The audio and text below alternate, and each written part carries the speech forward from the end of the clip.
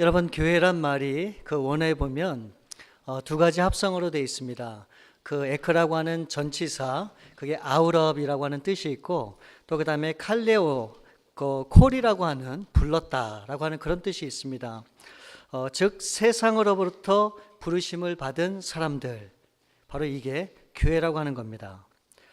어떻게 보면 이 교회란 말이 잘 이해가 되지 않는 그런 부분도 없지 않아 있을 겁니다. 여러분 한번 생각해 보세요. 우리 믿는 사람들이 지금 어디에 살고 있습니까? 우리가 이 땅에 살고 있죠. 우리 산속으로 들어가서 사는 것이 아니고 이 속세를 떠나서 우리 혼자 사는 것이 아닙니다.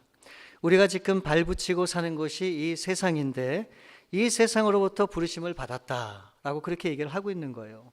이게 여러분 무슨 뜻입니까? 이것은 우리가 이 세상에 살고 있지만 우리의 삶은 이 세상과 분리되어 있다, 나눠져 있다, 구별되어 있다라고 하는 그런 의미가 있는 거예요. 여러분, 그래서 거룩이라고 하는 의미가 뭔가, 그게 이 분별됐다, 구별됐다라고 하는 그런 뜻이 있는 겁니다. 여러분, 이 세상과 교회는 달라요. 같지가 않습니다. 다른 겁니다. 여러분, 우리가 이 세상 사람들이 볼 때 이 교회를 이 건물로 봐요. 우리는 이 교회에 대한 생각이 있지만 이 세상 사람들은 그냥 수많은 건물 중에 하나의 건물로 그렇게 봅니다. 뭐 다른 특별한 의미가 있다 그렇게 생각을 하는 사람들이 별로 없어요. 그런데 여러분, 이 건물은 그냥 건물이 아닙니다. 우리 믿는 사람에게는 특별한 건물이에요. 왜 그렇습니까? 우리 하나님이 이곳에 계시잖아요. 우리를 통해서 하나님이 예배를 받으시고 우리를 만나주시는 장소가 바로 이곳이에요. 그렇기 때문에 세상 사람들은 그냥 하나의 건물로 보지만 저와 여러분에게는 우리 이 교회라고 하는 것이 정말로 남다른 그런 의미가 분명히 있는 겁니다. 예. 여러분, 그런데 우리가 교회를 대하는 마음을 볼 때 참 안타까운 데가 있습니다. 여러분, 교회는 주님의 몸된 교회고 우리 하나님이 이곳에 계시기 때문에 이 교회를 잘 가꾸고 또 이 사랑하고 또 이 관리를 잘하고 하는 이 모든 것들이 우리에게 주어진 책임이에요. 그렇죠? 그래서 이 교회를 오면 그냥 한 시간 때우다 가는 그런 것이 아니고 이곳에 계시는 그 하나님 앞에 우리가 이 몸된 교회를 잘 이끌어가고 또 이것을 잘 관리하는 것이 또 하나님의 뜻이기도 합니다. 근데 어떨 때 보면요, 교회를 그냥 일반적인 건물로 생각하시는 분들이 있는 것 같아요. 그래서 그냥 평상시에 하듯이 그렇게 이 건물에 이 교회에 와서 이렇게 하시는 분들이 있는데 사실은 그거는 바른 것은 아니에요. 우리가 하나님이 계시고 하나님의 전이기 때문에 우리는 이 교회를 잘 가꿔야 되는 책임이 있고, 우리가 가능하면 낭비하지 않고 정말 이 교회를 아름답게 갖고 가는 그런 또 사명이 우리 가운데 분명히 있다고 하는 겁니다. 여러분, 우리가 매 주일 예배를 드리는 것을 이 세상 사람들은 어떻게 생각합니까? 있지도 않은, 존재하지도 않는 그런 하나님의 그런 신을 모셔놓고 우리가 예배를 한다, 그렇게 생각을 해요. 근데 여러분, 우리가 단순히 교회에 나와서 찬양하고 설교를 듣는 거, 이게 예배가 아니죠. 이게 예배가 아니에요. 여러분, 예배는 뭡니까? 정말 이곳에 살아계신 그 하나님을 만나는 게 예배예요. 그 하나님을 기대하고 소망하고 예배를 통해서 그 하나님의 음성을 듣고 그 하나님을 만난 기쁨과 감격을 회복하는 거, 바로 그게 예배예요. 그래서 오늘도 우리가 이 주일을 거룩히 구별해서 이 시간에 나온 까닭은 그 하나님을 만났으면 하는 바람으로, 정말 그 하나님의 음성을 만났으면 하는 바람으로, 그 하나님 때문에 나의 인생이 다시금 변화되고 그 하나님 때문에 나의 모든 기도의 제목들이 응답되고, 그래서 오늘도 신실히 이끄시는 그 하나님을 경험하기 위해서 저와 여러분이 이곳에서 우리가 예배를 드리는 겁니다. 그 때문에 여러분, 교회라고 하는 것은 이 세상과는 다른 거예요. 이 교회는 하나님이 계시는 특별한 장소예요. 하나님이 임재하시는 곳이 바로 교회라고 하는 겁니다. 그러면 여러분, 이 세상과 교회를 구분하는 그런 중요한 기준은 뭐가 될까요? 이 세상과 교회는 분명히 다르잖아요. 다른 모습들이 많잖아요. 근데 가장 중요한 기준이 되는 그 기준은 뭘까요? 여러분, 이 교회가 이 세상과 다른 가장 중요한 그 사실은 뭐냐? 그 기준은 무엇인가? 바로 그것은 이 교회는 신앙 고백 위에 세워졌다고 하는 거예요. 신앙 고백 위에. 그래서 여러분, 이 교회를 얘기할 때 우리는 건물이라고 얘기하지 않아요. 또 우리가 모여있는 이 자체를 우리는 건물이라, 교회라 그렇게 얘기하지 않습니다. 여러분, 교회라고 얘기할 때는 우리 한 사람 한 사람이 예수 그리스도를 마음에 구주로 영접하고 영원한 하나님을 믿고 그 하나님의 자녀가 되어서 그 신앙과 고백을 통해서 함께 모여있는 바로 이 무리가, 이 공동체가 바로 그게 교회다. 그렇게 성경은 말씀하고 있는 겁니다. 그래서 우리의 이 고백이 참 중요한 거예요. 우리가 다른 고백을 하는 게 아니잖아요. 이 자리에 계신 모든 분들이 그 예수님을 사랑하고 그 예수님을 너무너무 이 마음에 아끼기 때문에 여러분들의 입술로 하는 그 고백이 모아진 가운데 우리 이 공동체가 이루어진 거예요. 근데 여러분, 어떤 분들은 종종 그 고백이 뭐가 그렇게 중요하냐라고 그렇게 생각하는 분들이 있기도 합니다. 근데 여러분, 우리의 이 신앙의 고백이라고 하는 것은 우리의 마음이에요. 또 우리의 결단이기도 합니다. 또 바로 이것이 우리가 믿는 바다라고 하는 것을 우리는 꼭 기억을 해야 돼요. 그렇기 때문에 이 고백이 너무도 중요한 겁니다. 그렇다면 여러분, 이 신앙의 고백이라는 것이 과연 무엇인가 우리가 좀 살펴볼 필요가 있습니다. 이 마태복음 16장에 보게 되면, 오늘 본문 말씀 좀 전에 보게 되면 이제 예수님께서 빌립보 가이사랴 지방으로 가시게 돼요. 그래서 뜬금없이 예수님이 제자들에게 이렇게 묻습니다. 사람들은 인자를 누구라 하느냐? 사람들이 이 예수님을, 나를 어떻게 부르느냐? 이렇게 질문을 합니다. 그때 이 베드로가 이제 대답을 하는 장면이 마태복음 16장 16절 말씀에 나와요. 그렇죠? 자, 이제 우리가 이것을 같이 한번 읽을 텐데 여러분들이 다 베드로라고 생각하세요. 이제 주님이 물으시는 거예요. 그럴 때 우리가 이제 주님 앞에 대답을 하는 겁니다. 우리 한 목소리로 함께 크게 한번 고백했으면 좋겠어요. 주는 그리스도시요 살아계신 하나님의 아들이시니이다. 다시 한번 제가 질문을 드리겠습니다. 다시 한번 우리 고백합니다. 주는 그리스도시요 살아계신 하나님의 아들이시니이다. 베드로가 이렇게 고백을 했단 말이에요. 그렇죠? 자, 베드로가 이 정답을 이야기했을까요? 오답을 이야기했을까요? 제대로 된 대답을 했습니까? 그렇지 않습니까? 이 예수님께서 이 베드로의 질문에 대해서 뭐라고 말씀을 하셨는지 그 얘기를 들으면 이 베드로가 어떤 고백을 했는지 분명히 알 수 있죠. 그렇죠? 근데 여러분, 사실 이 베드로는 아무 생각이 없었어요. 아무 생각이 없었어요. 사실은 이 베드로가 한 고백이 아니에요. 이 베드로를 통해서 하나님이 고백하게 만드신 거예요. 마태복음 16장 17절 말씀을 보면 예수께서 대답하여 이르시되 바요나 시몬아 내가 복이 있도다. 이를 내게 알게 한 이는 혈육이 아니요 하늘에 계신 내 아버지시니라. 여러분, 이 말씀에 보게 되면 이 베드로가 신앙 고백을 하게끔 됐는데 이 고백을 하게끔 알게 하신 분이 누구라고요? 하나님이라는 거예요. 하나님. 여러분, 만일 하나님께서 이 베드로에게 이 사실을 알게 하지 않으셨다면 이 베드로가 이 사실을 알 수 있었을까요? 또 고백을 할 수 있었을까요? 못하는 거예요. 여러분, 베드로뿐만이 아니고 예수님의 제자들도 3년 반 동안 예수님과 동고동락하고 함께 생활을 하면서 함께 사역을 감당했지만 이 제자들도 그 전에 그런 고백을 한 적이 없었어요. 이 사실에 대해서 전혀 몰랐던 것을 우리가 분명히 보게 되는 겁니다. 그래서 여러분, 우리가 여기서 한 가지 기억을 해야 될 것은요, 우리로 하여금 하나님이 깨닫게 해주셔야 그 하나님의 뜻이 우리 가운데 보여지는 거예요. 알게 되는 겁니다. 우리가 노력하고 수고한다고 그 뜻이 분명히 보여지는 것이 아니에요.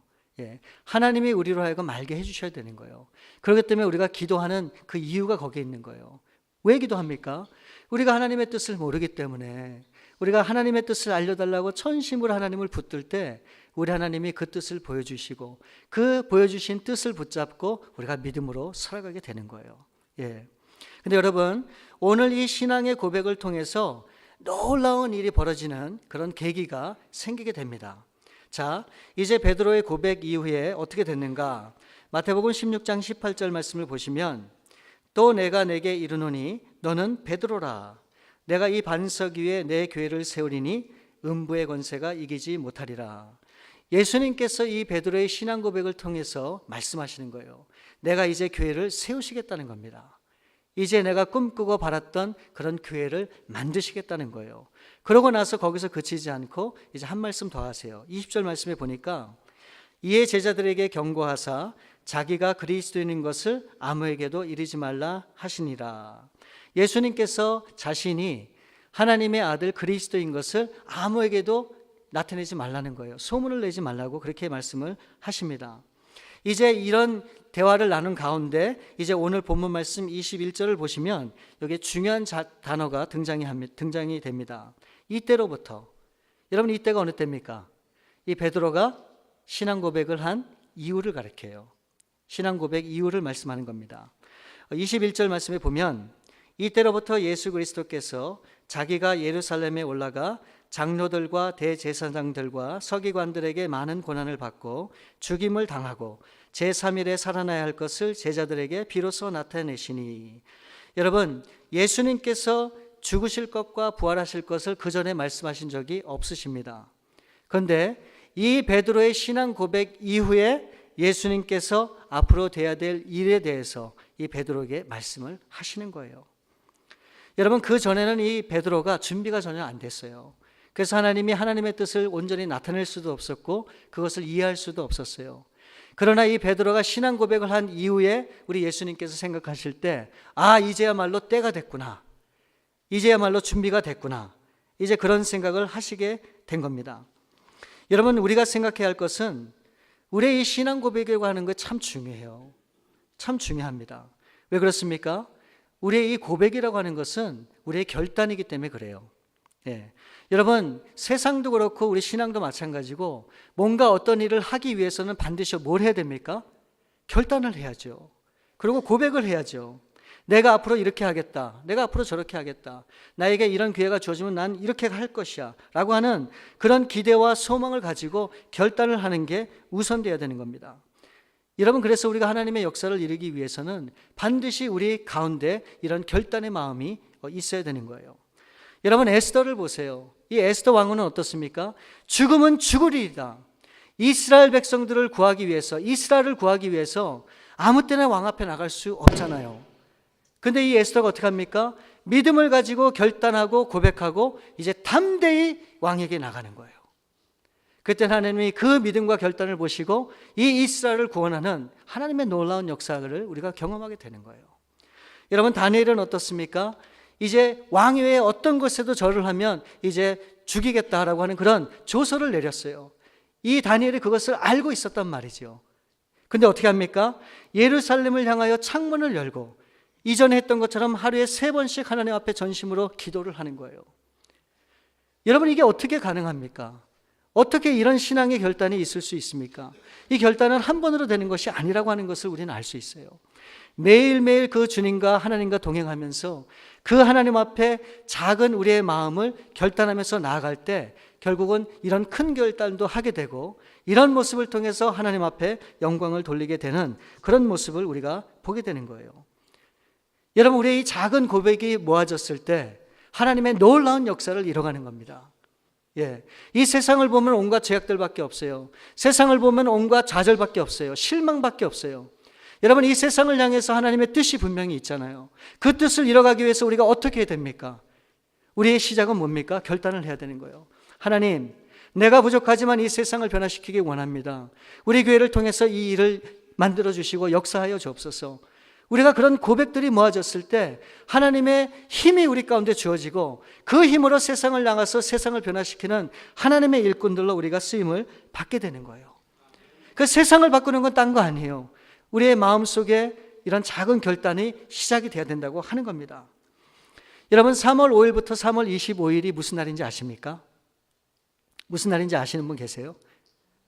예, 다니엘 특별 새벽 기도입니다. 이거는 우리 교회의 특별한 행사지요? 아니요, 행사가 아니에요. 이것은 우리 하나님이 저와 여러분에게 주시는 우리 하나님의 은혜요, 하나님의 기회라고 저는 그렇게 봅니다. 여러분, 21일을 개근했다고 하는 것이 중요한 것이 아니에요. 우리가 21일 동안 그런 심정과 마음으로 하나님 앞에 결단하고 전심으로 하나님 앞에 구할 때 하나님께서 기적 같은 역사를 우리 가운데 이루어 주시겠다고 하는 그런 약속의 시간인 거예요. 여러분, 다니엘 새벽 기도회를 통해서 우리가 얼마나 많은 은혜를 경험했습니까? 정말 많은 기도가 응답된 것을 우리가 다 알고 있어요. 이제 불과 한 달 후에 이제 이 다니엘 새벽 기도회가 시작이 됩니다. 우리가 지금부터 그런 마음을 가져야 돼요. 주님, 지금부터 기도하기 원합니다. 이제 우리 다니엘 새벽 기도를 통해서 우리 전교회 성도님들이 다 나와서 우리가 마음을 모아서 함께 기도할 때 하나님, 정말 놀라운 기적 같은 역사를 우리 가운데 나타내 주옵소서, 보여 주옵소서. 여러분, 그런 우리의 신앙과 믿음이 분명히 될 줄 믿습니다. 분명히 하나님은 역사하실 거예요. 예. 그래서 지금부터 나는 안 할 거야, 나는 그거 할 수 없어, 그런 생각은 다 내려놓으시고 정말로 다시 한번 이 20일이라고 하는 시간을 정말로 하나님 앞에 한번 드려보세요. 그래서 정말 우리 임마누엘 선교교회가 정말 하나님이 기뻐하는 교회로 정말 나아가기 위해서 하나님의 기적 같은 역사가 우리 가운데 부어지는 그런 놀라운 은혜를 우리가 다 경험할 수 있어야 되는 겁니다. 자, 그런데 여러분, 예수님께서 이 베드로의 신앙 고백 이후에 뭐라고 말씀하십니까? 이렇게 말씀하시는 거예요. 앞으로 내가 고난을 받을 것이다. 또 십자가에 죽을 것이다. 그러고 또 부활을 할 것이다. 이 말씀을 하시니까 여러분 어떤 일이 벌어졌는지 아십니까? 22절 말씀을 보니까 베드로가 예수를 붙들고 항변하여 이르되 주여 그리 마옵소서 이 일이 결코 주에게 미치지 아니하리이니. 여러분, 베드로가 예수님을 붙들고 항변하듯이 얘기를 했다고 얘기하고 있습니다. 여러분, 이 항변이라고 하는 말이 뭔지 아십니까? 이것은요, 그냥 막 꾸짖듯이 나무라듯이 막 책망하듯이 그렇게 얘기하는 그런 것을 얘기해요. 이 말씀에 보니까 이 베드로가 예수님을 붙들었다고 얘기해요. 아마 분명히 이 멱살을 잡지는 않으셨을 거고 이 베드로가 어딜 붙들었는지 모르겠어요. 근데 강한 팔로 그 예수님을 어딘가를 붙들고 그렇게 얘기하는 거예요. 막 책망하듯이 대꾸하면서 예수님 앞에 막 따지듯이 그렇게 얘기를 하는 거예요. 절대 그런 일이 있을 수 없다는 거예요. 그러고 나서 더 기가 막힌 일이 생깁니다. 23절 말씀에 보니까 예수께서 돌이키시며 베드로에게 이르시되 사탄아 내 뒤로 물러가라. 너는 나를 넘어지게 하는 자로다. 내가 하나님의 일을 생각하지 아니하고 도리어 사람의 일을 생각하는도다 하시고. 여러분, 베드로에게 뭐라고 말씀하십니까? 사탄이라는 거예요. 사탄이라는 거예요. 아니, 어떻게 예수님께서 베드로에게 이렇게까지 말씀을 하실까? 어쩌면 이 베드로가 자기 감정을 절제하지 못하고 그냥 이 항변하는 마음으로 예수님 앞에 막 대들었더니 예수님이 그렇게 하신 게 아닐까. 이게 좀 너무한 말이 아닐까 하는, 심하다라고 하는 그런 생각이 없지 않아 들 수도 있습니다. 근데 여러분, 23절 말씀을 보시면 예수님께서 왜 그렇게 하셨는지에 대한 그 이유가 분명히 나와 있습니다. 예수님이 베드로를 꾸짖으신 이유, 이 베드로를 사탄이라고 했던 이유, 그게 뭡니까? 하나님의 일을 생각하지 않고 사람의 일을 생각했기 때문이라는 거예요. 여러분, 베드로가 주님을 그리스도라 고백했을 때 이 사실을 누구에게도 얘기하지 말라 예수님께서 당부하셨죠. 근데 아마 그 순간에 베드로는 그렇게 생각했을지 몰라요. 지금이야말로 예수님을 따라다닌 그 분명한 목적을 이룰 때다. 이제야말로 이 세상을 뒤엎을 때다. 그렇게 생각했는지 몰라요. 그래서 놀라운 기적과 이적을 베푸시는 그 예수님이 이제 왕이 되고 이제 그 영광 가운데 이제 이 세상을 변화시키는 그때가 지금이 아닐까라고 생각을 했는지 몰라요.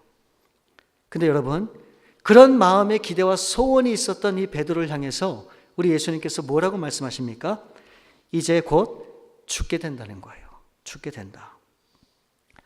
그러니까 여러분, 이 베드로가 얼마나 실망이 되겠어요. 그 얘기를 듣는 순간에 아무 생각이 없었을 거예요.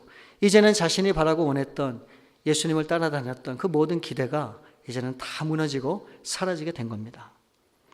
여러분, 조금 전에 이 베드로의 신앙 고백을 통해서 예수님께서는 이제 때가 되었다 그렇게 생각을 했는데 지금 이 베드로의 말을 들으면서 이제 어떻습니까? 예수님은 크게 실망이 되었죠. 그래서 사탄아 물러가라 그렇게 말씀을 하신 겁니다. 그러면서 베드로에게 또 뭐라고 말씀하십니까? 너는 나를 넘어지게 하는 자. 걸림돌이라는 거예요. 걸림돌. 여러분, 하나님 나라에 있어서 걸림돌이 되는 그런 사람이 분명히 있음을 말씀하고 있어요. 저와 여러분은 절대로 그런 걸림돌이 되어서는 안 되는 겁니다. 근데 여러분, 우리가 정말 궁금하지 않으세요? 왜 예수님께서 베드로에게 이렇게까지 말씀을 하셨나? 사실은 여기에 분명한 이유가 있어요. 그 이유를 우리가 성경 말씀을 통해서 한번 찾아보기를 원합니다. 여러분, 예수님께서 광야에서 마귀에 이끌리고 세 가지 시험을 당한 걸 여러분들 다 기억하시죠? 마태복음 4장 4절부터 10절 말씀에 보면 8절부터 10절 말씀에 보면 마귀가 또 그를 데리고 지극히 높은 산으로 가서 천하만국과 그 영광을 보여 이르되 만일 내게 엎드려 경배하면 이 모든 것을 내게 주리라. 이에 예수께서 말씀하시되 사탄아 물러가라. 기록되었을 때 주 너의 하나님께 경배하고 다만 그를 섬기라 하였느니라. 여러분, 예수님께서 마귀에게 시험을 받으면서 뭐라고 말씀하십니까? 사탄아 물러가라. 그리고 주 너의 하나님을 시험하지 말라. 그렇게 말씀을 하세요. 여러분, 베드로가 한 이 고백, 이 말이 사탄이 한 말과 같다는 거예요. 같다는 거예요. 그렇기 때문에 예수님이 이거에 대해서 묵과하실 수 없었어요. 그래서 강하게 예수님이 베드로를 책망할 수밖에 없었어요. 여러분, 사탄이 예수님께 무엇을 유혹했습니까? 돌이 떡이 되게 하라는 거예요. 기적을 만들어 보라는 거예요. 오늘날 수많은 사람들이 기적을 꿈꾸지 않으세요? 여러분, 기적을 바라지 않으세요? 여러분, 성전 꼭대기에서 뛰어내리라는 겁니다. 자기를 한번 과시해 보라는 거예요. 내가 정말로 하나님의 아들이면 하나님이 너를 죽기까지 하겠느냐? 한번 해보라는 거예요. 여러분, 사탄에게 경배해서 이 세상의 모든 영광을 한번 취해보라는 거예요. 여러분, 이것이 베드로의 생각과 비슷하다는 거예요. 이게 베드로가 생각했다는 그 생각이라는 겁니다. 이게 성경에서 사람의 일이라고 말씀하고 있는 거예요. 오늘날 많은 사람들이 꿈꾸고 바라는 삶이 뭡니까? 이거 아니에요? 기적을 바라고 자기 과시를 하고 이 세상의 모든 영광을 누리기 원하는 것. 그게 많은 사람들의 기도 제목이 아닙니까? 여러분, 우리는 이것을 분명히 기억해야 됩니다. 이것은 사람의 일이라는 거예요. 그 사람의 일을 가지고 그 생각을 품고 가는 사람은 결국은 넘어질 수밖에 없다는 것을 말씀하고 있는 거예요. 그래서 여러분, 오늘 베드로를 넘어지게 만든 생각이 무엇인지를 우리는 분명히 알아야 돼요. 그래야지 우리가 하나님의 일을 감당할 거 아니겠습니까? 여러분, 베드로를 넘어지게 만든 그 생각이 뭡니까? 그것은 십자가 없는 영광을 취하겠다라고 하는 생각, 바로 그것이 이 베드로를 넘어뜨린 거예요. 십자가가 없는 신앙, 십자가가 없는 믿음, 십자가가 없는 헌신, 결국 이런 것들이 다 사람의 생각이라는 거예요. 그런 생각을 가지면 우리는 넘어질 수밖에 없다고 하는 것을 말씀하고 있는 거예요. 여러분, 사람들이 예수님을 믿으면 모든 것이 다 잘 될 것이다 라고 하는 그런 기대와 소망이 있어요. 솔직히 여러분들 스스로 한번 질문해 보세요. 그렇지 않으세요? 우리가 열심히 신앙생활 잘하고 열심히 기도에 충실하면 하나님께서 반드시 내 기도 가운데 응답해 주실 것이고 나의 소원을 이루어 주실 거다라고 하는 그런 막연한 바람과 기대가 모든 사람들에게 다 있단 말이죠. 그럼 제가 질문을 드려볼게요. 여러분, 그렇게 생각하는 것이 맞는 겁니까? 틀리는 겁니까? 여러분, 맞는 거예요? 틀리는 거예요? 여러분, 정답은 뭔지 아세요? 맞는 말이 될 수도 있고 또 틀린 말이 될 수도 있는 겁니다. 우리가 예수님을 잘 믿으면 이 땅에서는 분명히 축복을 받아요. 저는 그것을 100% 확신합니다. 정말 100% 확신해요. 예수님을 잘 믿기만 하면 다 축복을 받아요. 근데 여러분, 문제는 뭔지 아십니까? 과연 이 축복이라고 하는 것이 어떤 축복이냐는 거예요. 내가 생각하는 그 축복의 기준이 뭐냐는 거예요. 그게 중요한 거예요. 여러분, 어떤 사람에게는 이 재물을 얻는 것이 축복이 될 수 있어요. 그렇죠? 그러나 여러분, 어떤 사람에게는 이 재물을 잃어버리는 것이 진정한 축복이 될 수도 있어요. 여러분, 어떤 사람에게는 성공이 축복이 될 수 있지만 어떤 사람에게는 실패가 축복이 되기도 해요. 그래서 더 하나님 앞에 나오게 되고 하나님을 새롭게 만나는, 그게 축복 아닌가요? 여러분, 어떤 사람에게는 소망이 축복이 되지만 또 어떤 사람에게는 절망이 축복이 돼요.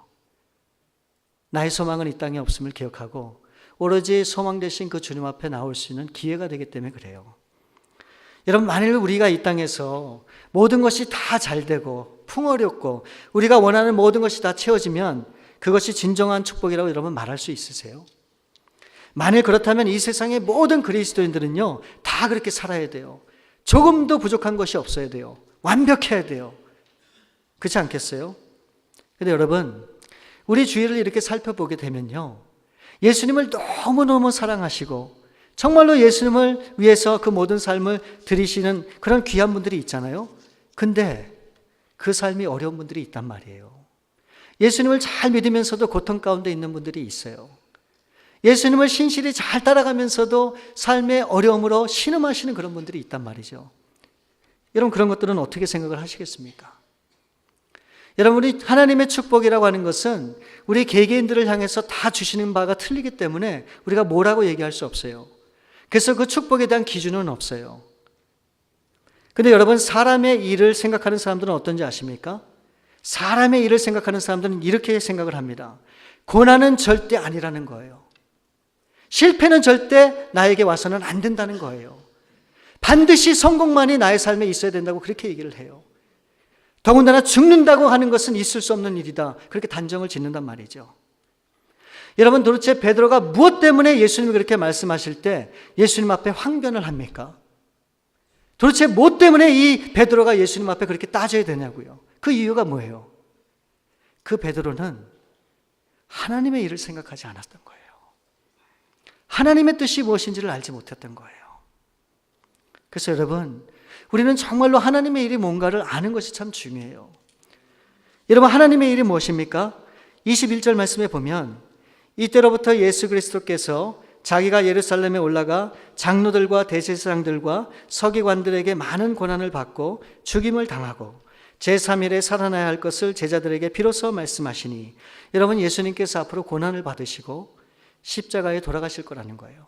그리고 다시 사실 것을 말씀하고 있는 거예요. 이것이 하나님의 뜻이라는 거예요.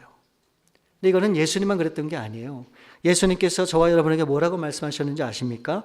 마태복음 16장 24절 말씀에 보면, 이에 예수께서 제자들에게 이르시되 누구든지 나를 따라오려거든 자기를 부인하고 자기 십자가를 지고 나를 따를 것이니라. 누구든지 제 목숨을 구원하고자 하면 잃을 것이요 누구든지 나를 위하여 제 목숨을 잃으면 찾으리라. 여러분, 하나님의 뜻은 우리가 우리의 십자가를 지고 기쁨으로 감사로 우리 주님을 따라가는 거예요. 그게 하나님의 뜻이라고 말씀을 하고 있는 겁니다. 근데 여러분, 그 길이 쉽습니까? 그 길이 쉬워요? 어렵죠. 그렇기 때문에 요한복음 12장 24절 25절 말씀은 이렇게 얘기합니다. 내가 진실로 진실로 너에게 이르노니 한 알의 밀이 땅에 떨어져 죽지 아니하면 한 알 그대로 있고 죽으면 많은 열매를 맺느니라. 자기의 생명을 사랑하는 자는 잃어버릴 것이요 이 세상에서 자기의 생명을 미워하는 자는 영생하도록 보존하리라. 여러분, 예수님의 십자가를 지고 우리 주님을 따라간다라고 하는 것은 무엇을 의미합니까? 그것은 내 자신을 포기하는 거예요. 내 자신을 내려놓는 거예요. 내 자신을 죽게 하는 겁니다. 여러분, 성경에 보세요. 수많은 사람들이 자기 자신의 모든 것을 다 내려놓고 전심으로 주님을 따라가고자 그 삶을 들였을 때 망한 게 아니었어요. 실패한 게 아니었어요. 어떻게 됩니까? 다 승리했어요. 그리고 하나님 앞에 귀하게 쓰임을 받았어요. 여러분, 우리가 진리를 추구하는 사람들이고 진리가 우리 가운데 있다면 우리는 진리대로 살아야 돼요. 근데 한번 보세요. 여러분, 이 세상 속에서 여러분들 정말 진리를 행하면서 산다고 하는 것이 쉽습니까? 아니잖아요. 이 말씀대로 살고자 하고 하나님이 기뻐하는 대로 살고자 하면 우리 가운데 어려움이 닥쳐요. 말할 수 없는 고통이 따르기도 해요. 여러분, 그럴 때 여러분은 어떻게 하시겠습니까? 여러분 어떻게 하시겠어요? 그럴 때 우리 주님이 말씀하는 거예요. 그래도 끝까지 십자가를 바라보고 그 십자가를 의지해서 믿음으로 살아가야 된다는 거예요. 여러분이 십자가를 알기 위해서는 우리가 어떻게 됩니까? 우리 십자가를 져보는 길밖에 없어요. 여러분, 십자가는 말로 설명이 안 돼요. 그건 지식이 아니에요. 십자가를 아는 사람은 그 십자가를 져본 사람이 그 십자가가 무엇인지를 알게 되는 겁니다. 여러분, 십자가의 길을 걸어간 사람만이 그 십자가가 무엇인지를 아는 거예요. 이거는 생각이 아니고 마음이 아니고 이론이 아니에요. 여러분, 정말 주님을 따라가길 원한다면 우리가 어떻게 되는가? 정말 그 십자가를 우리의 삶에 정말 주님이 기뻐하는 대로 그것을 메고 그 길을 걸어가야 되는 거예요. 그럴 때 하나님의 그 십자가의 은혜가, 그 십자가의 능력이 우리를 변화시키고 우리를 새롭게 하고 우리를 통해서 그 하나님의 놀라운 역사를 분명히 이뤄가게 되는 겁니다. 여러분, 우리는 사람의 일을 생각하면 안 돼요. 사람의 일이라고 하는 것은 잠시 우리를 행복하고 기쁘게 할 수 있을지 모르지만 여러분, 이 사람의 일은 금방 나타납니다. 그리고 넘어지고 실패할 수밖에 없어요. 그래서 결국 이 베드로는 넘어질 수밖에 없었던 것입니다. 우리 사랑하는 우리 임마누엘 선교교회 우리 모든 성도님들, 정말 사람의 일을 생각하지 마시고 정말 마지막까지 우리 하나님의 일을 생각하고 나에게 주신 그 십자가, 그 놀라운 하나님의 은혜의 십자가를 여러분들이 지고 한번 기쁨으로 걸어가 보세요. 십자가가 무겁게 느껴지고 고통스럽게 느껴지겠지만 우리 하나님이 그 모든 십자가를 온전히 질 수 있는 힘을 주십니다. 그리고 무거운 발걸음 가운데 가볍게 나갈 수 있는 그런 놀라운 능력 또한 주실 거예요. 여러분, 그것을 매일매일 삶 가운데 경험하는 삶이 우리 하나님과 동행하는 삶이에요. 그런 삶에 하나님의 놀라운 역사가 나타나고 그런 삶을 통해서 하나님의 영광이 나타나는 거예요.